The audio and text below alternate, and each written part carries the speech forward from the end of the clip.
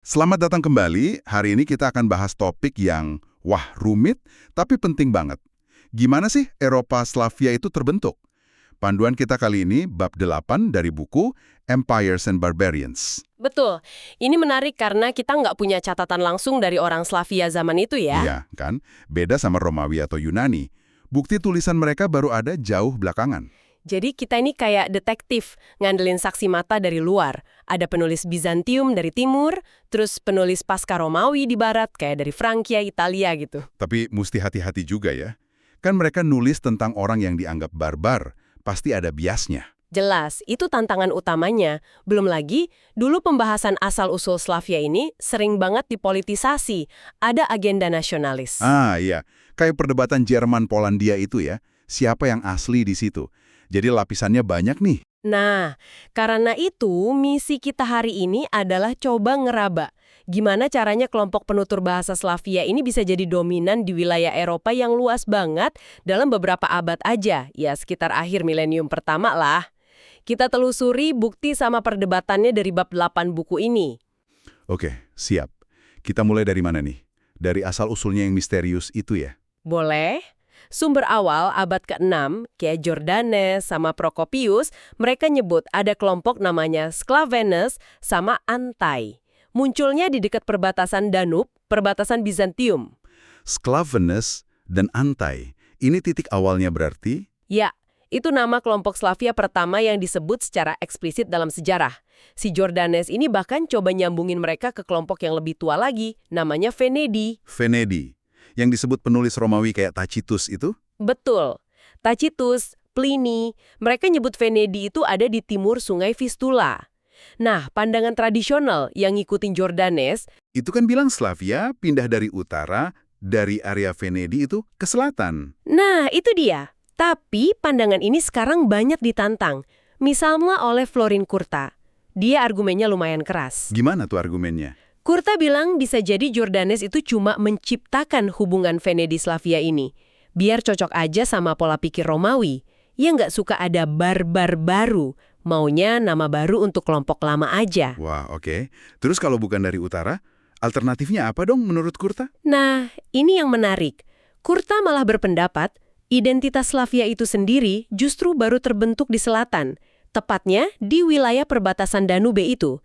Tempat Sclavenes dan Antai pertama muncul. Terbentuk di sana? Maksudnya gimana? Jadi, bukan migrasi kelompok yang udah jadi Slavia dari jauh, tapi lebih kayak identitas itu lahir dari interaksi yang intens, dari perubahan sosial ekonomi karena kontak sama Kekaisaran Romawi Timur, gitu. Wah, itu beda banget ya sama narasi migrasi biasa. Terus gimana kalau dilihat dari bukti bahasa? Katanya bahasa Slavia itu relatif baru ya? Secara linguistik, iya. Bahasa Slavia itu cabangnya muncul agak belakangan dibanding rumpun Eropa lain. Tapi kapan persisnya dia misah dari kerabat dekatnya bahasa Baltik, nah ini ahli bahasa beda pendapat. Oh, ada perdebatan juga di situ. Ada. Sebagian bilang ya pas abad ke-6 itu, barengan munculnya Sclavenes Anta, tapi banyak juga yang bilang misahnya jauh lebih awal, bisa 1000 tahun sebelumnya atau lebih. Dan beda waktu ini ngaruh banget kan ke ceritanya? Ngaruh banget. Kalau penutur Slavia awalnya cuma sedikit banget di tahun 500 MEP, ya susah ngejelasin gimana mereka bisa dominan banget 400 tahun kemudian. Ini kan mendukung idenya Curta. Tapi kalau bahasanya udah lebih tua. Nah, kalau udah lebih tua dan mungkin udah tersebar, berarti Sclavenes Antae itu mungkin cuma 2 kelompok aja yang kebetulan kecatat sejarah karena deket Romawi. Sementara populasi penutur Slavia lain udah ada di mana-mana. Sekarang sih kebanyakan ahli bahasa cenderung ke skenario kedua. Bahasanya udah lebih tua. Oke. Anggaplah populasi penutur Slavia udah lumayan ada sebelum tahun 500 M. Terus gimana mereka bisa nyebar luas gitu? Bab 6 ini kan nyebut ada 3 jalur utama ya. Ke selatan, Balkan, barat tengah ke arah LB, sama timur, Rusia. Kita ke Eropa Tengah dulu deh. Boleh. Di Eropa Tengah, sebelah utara Danube, catatan sejarah emang minim banget setelah Romawi Barat runtuh. Tapi ada beberapa petunjuk penting. Sekitar tahun 512, ada suku Germanik, Heruli. Mereka lewat tanah bangsa Slavia. Di mana tuh kira-kira lokasinya? Kemungkinan besar di sekitar lembah Sungai Morava, itu di Slovakia modern. Jadi, udah ada di sana awal abad ke-6. Oke, terus ada lagi? Ada lagi sekitar tahun 543, ada pangeran Lombardia namanya Hildegesius, nyerang Bizantium bawa 6.000 prajurit.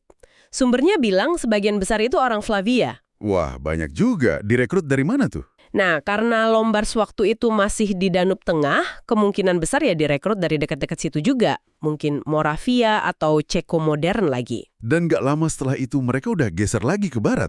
Iya, sekitar tahun 590-an, ada catatan milisi Bavaria, itu Jerman Selatan, harus perang lawan serangan Slavia. Artinya, dalam 50 tahunan mereka udah gerak sekitar 250 km ke barat. Udah nyampe pinggiran Frankia Bavaria. Gila, cepet juga ya. Bukti arkeologinya gimana? Cocok gak sama cerita ini? Tadi disebut gerabah Korczak ya? Cocok banget. Ada gaya gerabah, simbol sih buatan tangan, namanya tipe Korczak atau Prak Korczak. Nah, penyebarannya di Eropa Tengah bagian selatan Moravia, Bohemia, sampai selatan Sungai Elbe, polanya pas sama catatan-catatan tadi. Gerabah ini jadi kayak KTP arkeologis awal mereka di sana. Nah, dulu kan ada teori soal gelombang kedua migrasi Slavia abad ke-7. Katanya bahwa gerabah beda yang pakai roda putar itu. Feldberg, Torno, Leipzig. Itu gimana sekarang? Nah, ini contoh bagus gimana ilmu berkembang. Dulu emang mikirnya gitu. Tapi penanggalan baru yang lebih presisi, pakai dendrokronologi. Itu yang hitung lingkar tahun pohon kan? Betul. Itu nunjukin gerabah putar itu baru munculnya belakangan, akhir abad ke-8 atau ke-9 malah. Jadi, itu bukan dibawa migran baru, tapi lebih kayak inovasi teknologi aja di kalangan orang Slavia yang udah tinggal di sana. Oh, jadi bukan gelombang baru ya, cuma perkembangan teknologi aja. Penting tuh bedanya. Penting banget mengubah narasi pemukimannya. Oke, kalau di Polandia gimana? Sama nggak polanya kayak di Ceko atau Moravia? Di Polandia agak beda dikit. Di bagian tenggara, iya, ada gerabah Korczak juga, ngisi bekas wilayah budaya Berzevork Jermanik. Tapi di Polandia Utara sama Barat Laut, sampai ke LB, muncul budaya arkeologi lain namanya Suko-Dedisce. Bedanya apa tuh? Gerabahnya beda, lebih gede. Rumahnya juga beda, bukan rumah semi bawah tanah kayak Korczak, tapi pondok kayu di atas tanah. Jadi apa ini artinya ada dua jalur migrasi atau perkembangan yang beda buat jadi Slavia di Polandia? Sempat ada dugaan gitu, tapi pandangan sekarang cenderung nggak sekaku itu lagi. Mungkin variasi regional aja atau ada interaksi. Batas Korczak sama Suko ini mungkin nggak setajam itu. Yang jelas abad ke-6, ke-7, Polandia juga jadi bagian dari dunia Slavia. Oke, Eropa Tengah udah, Polandia udah. Sekarang kita ke timur, ke arah Rusia. Sumbernya dari mana buat area ini? Kan jauh banget dari Romawi. Nah, buat timur ini petunjuk utamanya dari dua jenis sumber. Pertama, catatan ahli geografi muslim abad ke-10. Kedua, kronik Rusia yang ditulisnya jauh belakangan, awal abad ke-12. Namanya Russian Primary Chronicle atau RPC. RPC, itu kayak babat tanah Jawinya Rusia gitu ya? Bisa dibilang gitu, catatan awal pendirian bangsa Rus.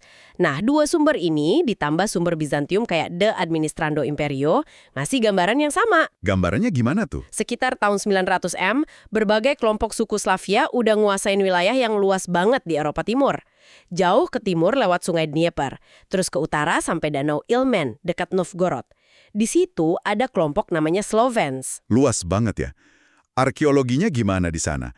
Nunjukin hal yang sama? Iya, arkeologi nunjukin ada pergeseran pelan-pelan. Budaya lokal sebelumnya, kayak Kolochin sama Tushemlia, mulai diganti sama budaya material yang lebih seragam, yang kita kenal sebagai tipe Lukaraikovetskaya. Ini mulai jelas di abad ke-8. Keseragaman ini artinya apa? Kemungkinan besar ya nunjukin penyebaran penutur bahasa Slavia. Mereka pelan-pelan nyerap atau gantiin populasi Finno-Ugrik sama Baltik yang ada di sana sebelumnya. Tapi perlu dicatat nih, ekspansi ke wilayah hutan lebat di utara sama timur ini kayaknya relatif belakangan. Baru kenceng di abad ke-8 dan ke-9. Oke, jadi petanya udah kelihatan nih. Selatan, barat, timur. Pertanyaan gedenya, gimana caranya? Kok bisa orang yang awalnya mungkin gak banyak-banyak amat, bisa dominan di area seluas itu? Kayaknya bab 8 ini bilang gak ada satu cara tunggal ya. Ekspansi gaya Korczak di Eropa Tengah. Yang kayak riak air pelan tadi ya? Iya, kayak model wave of advance. Kelompok kecil, mungkin basisnya keluarga atau klan, nyebar pelan-pelan cari lahan baru di lembah sungai. Pendorongnya apa? Kok bisa gampang gitu nyebarnya? Bisa jadi karena populasi nambah, atau ya cari lahan aja. Dan ini dimudahkan karena wilayah yang mereka masuki itu lagi kosong kekuasaan. Kelompok Jermanik gede kayak Goths, Lombards kan udah pada pindah gara-gara tekanan Hun sebelumnya. Ada motif lain mungkin? Bisa jadi, mungkin mereka sengaja menjauh dari kelompok Slavia lain yang lebih kuat, yang mulai termilitarisasi di dekat perbatasan Bizantium. Nggak mau diatur gitu. Oke, itu model yang pelan. Ada yang lebih terorganisir. Ada. Model kedua, penyebaran oleh unit suku yang lebih besar. Ini lebih kelihatan di Balkan abad ke-7.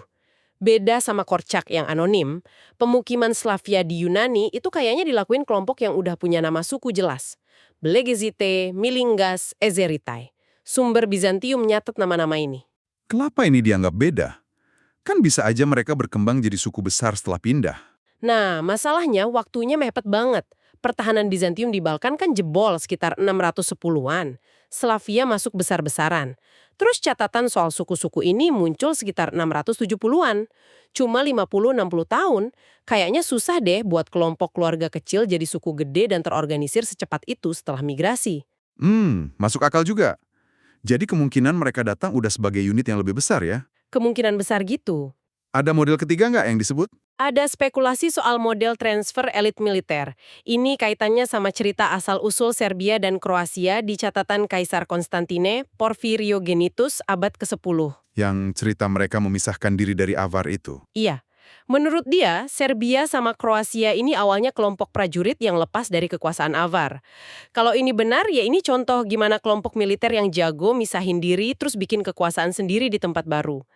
Tapi ini spekulatif ya, catatannya kan jauh setelah kejadian. Cuma ya cocok aja sama gambaran munculnya kelompok Slavia yang lebih militeristik waktu itu. Oke, jadi caranya macam-macam. Terus, gimana nasib orang-orang yang udah tinggal di sana sebelumnya? Digusur semua atau campur? Buktinya, campur aduk sih. Di beberapa tempat, kayak Bohemia di Ceko, data arkeologi sama lingkungan, misalnya analisa serbuk sari. Pollen analisis itu ya? Ya, itu nunjukin populasi sama pertanian udah turun drastis sebelum Slavia datang. Di Mecklenburg, Jerman Timur, sama Biskupin Polandia juga mirip. Ada tanda-tanda lahan pertanian ditinggalin, hutan tumbuh lagi. Kayak wilayahnya sebagian kosong gitu. Tapi nggak selalu gitu kan? Ada yang nunjukin lanjut terus. Betul. Di tempat lain, kayak Pulau Rugen di Baltik atau Sideland di Jerman, analisa serbuk sari malah nunjukin pertanian jalan terus dari masa pra-Slavia ke masa Slavia. Artinya, di sana populasi aslinya nggak hilang. Berarti ada interaksi, ada campuran. Kemungkinan besar gitu. Ada interaksi, akulturasi, asimilasi. Penduduk asli pelan-pelan ngadopsi bahasa dan identitas Slavia. Jadi kesimpulannya gimana nih soal interaksi ini? Kesimpulannya ya beragam banget. Orang Slavia ini masuk ke lanskap Eropa Tengah dan Timur yang populasinya mungkin udah berkurang karena krisis sebelumnya, tapi jarang banget nemu tanah kosong sama sekali. Proses asimilasi budaya kayaknya penting banget, mungkin lebih penting dari sekedar gantiin orang di banyak tempat. Kenapa bisa gitu? Ya, kalau lihat bukti arkeologi Slavia awal kan sederhana ya. Susah ngebayangin kelompok kayak gitu bisa gantiin semua orang di wilayah seluas itu cuma modal jumlah. Jadi, asimilasi budaya lebih masuk akal. Oke. Ini nyambung ke pertanyaan berikutnya. Kenapa sih ini semua bisa terjadi?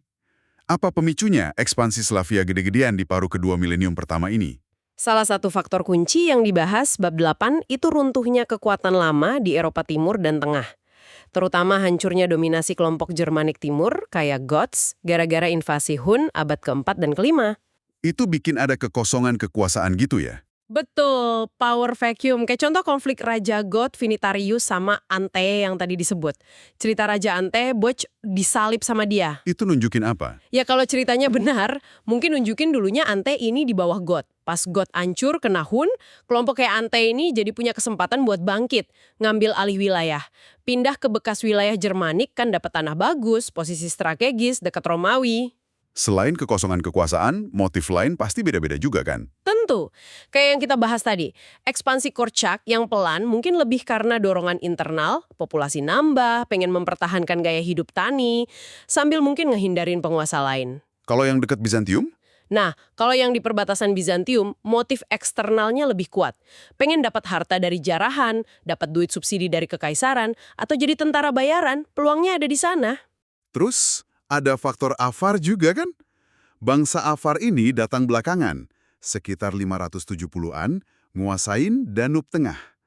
Mereka ini bantu atau malah ngehambat Slavia? Nah, peran Afar ini ambigu, efeknya ganda. Di satu sisi, Afar emang naklukin banyak kelompok Slavia.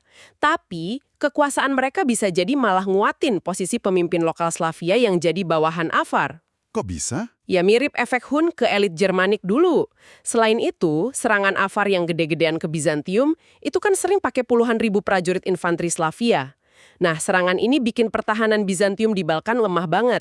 Secara nggak langsung, ini buka jalan buat pemukiman Slavia besar-besaran di Balkan abad ke-7. Oh gitu. Tapi di sisi lain, katanya orang Slavia nggak suka dikuasai Afar. Banyak sumber-sumber apalagi dari Frankia kayak Kronik Fredegar bilang Afar itu kejem banget. Banyak kelompok Slavia yang coba menghindar atau berontak. Pemberontakan Samo di Eropa Tengah abad ke-7 tuh contoh paling jelas. Fredegar nyebut gara-gara Afar kejam ya? Iya, eksplisit disebut gitu. Terus cerita migrasi Serbia sama Kroasia ke Balkan itu bisa juga dilihat sebagai upaya buat lepas dari Afar. Jadi kompleks banget ya ceritanya. Nggak ada satu penyebab tunggal. Persis, terbentuknya Eropa Slavia ini hasil dari jalinan rumit banyak faktor. Ada kekosongan kekuasaan, ada tekanan penduduk, ada daya tarik ekonomi dekat kekaisaran, ada keinginan mempertahankan cara hidup, ada juga keinginan lepas dari dominasi asing kayak Afar. Prosesnya juga beda-beda di tiap wilayah dan waktu. Kalau kita tarik ke gambaran besar buku Empires and Barbarians ini, gimana munculnya Eropa Slavia ini nyambung ke tema utama soal akhir dominasi Mediterania dan lahirnya tatanan baru Eropa? Munculnya dunia Slavia yang luas ini secara fundamental mengubah peta Eropa. Peta politik, demografis, kultural, ini bagian penting dari pergeseran pusat gravitasi Eropa yang pelan-pelan geser dari Laut Tengah. Jadi nggak lagi Mediterania sentris gitu? Iya, terbentuknya blok-blok kekuatan baru di Eropa Utara, Tengah, Timur, termasuk dunia Slavia ini, itu jadi ciri utama Eropa abad pertengahan. Menandai akhirnya era di mana Mediterania jadi satu-satunya pusat peradaban Eropa kayak zaman Romawi dulu. Luar biasa ya perubahannya. Oke, jadi itu tadi penelusuran kita soal gimana Eropa Slavia terbentuk, ngacu ke bab 8 sumber kita. Prosesnya panjang, rumit, ada migrasi, asimilasi, konflik, adaptasi, dipicu perubahan kekuasaan besar. Detailnya mungkin nggak semua pasti karena sumber terbatas, tapi gambarannya kelihatan. Transformasi besar dengan jalur yang macam-macam. Betul, dan mungkin sebagai penutup, ada satu hal lagi yang menarik buat Anda renungkan. Selain soal pindahnya orang atau perubahan politik, coba pikirin soal transformasi budayanya. Maksudnya gimana tuh? Gini, gimana caranya populasi yang beda-beda di wilayah seluas itu, dari Jerman Timur sampai Rusia, Baltik sampai Yunani, dalam beberapa abad bisa ngadopsi bahasa Slavia yang mirip-mirip dan ciri budaya material yang serupa. Apalagi di tempat yang bukti migrasinya mungkin nggak terlalu kuat. Iya juga ya. Nah, apa yang bisa kita pelajari dari sini soal kekuatan penyebaran budaya? Soal asimilasi, soal pembentukan identitas baru, yang mungkin sama kuatnya atau malah lebih kuat dari sekedar pindahnya orang dalam ngebentuk wajah Eropa ini. Itu pertanyaan menarik menurut saya. Pertanyaan yang bagus banget buat jadi bahan renungan kita semua. Terima kasih banyak sudah berbagi wawasan dalam diskusi kita kali ini.